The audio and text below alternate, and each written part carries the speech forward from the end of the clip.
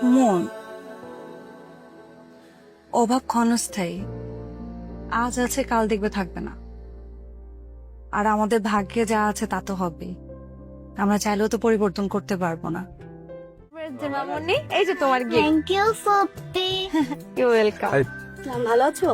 তুই কষ্ট করে আবার এসব গিফট আনতে গেলি, তোকে না বলেছি কিছু আনতে হবে না। কি এসে বলো না ভাইয়া। এটাই তো, তুমি আবার গিফট কেন আনতে গেলে?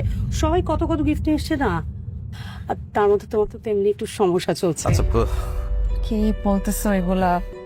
আমাদের সংসারে এত টানাপোড়েন নাই যে এমন একটা গিফট আমি দিতে পারবো না। হ্যাঁ, তোমাদের মতো হয়তো এত ভালো অবস্থা না, কিন্তু আমি যেভাবে আছি, আমাকে যেভাবে রেখেছে, আমি খুব সুখে আছি ভাইয়া। না না, বিষয়টা হয়েছে কি, সুমন তো টিউশনি করে সংসার চালায়, তাই ও বলেছে, তুই এটা অন্যভাবে নিস না। নীলা, আই এম সরি।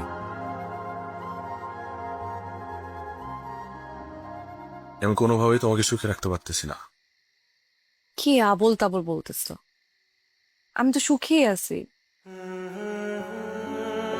তুমি সুখে নাই। তুমি সুখে থাকলে আজকে এরকম অপমানিত হয়ে তোমার ভাইয়ের বাড়ি থেকে ফেরত আসতে হতো না। আমি কি একবার বলছি আমি ছোট হয়েছি ওখানে? তুমি তো তোমার সাধ্য মতো চেষ্টা করছো, তাই না? শুধু শুধু তুমি বেশি চিন্তা করতেছো।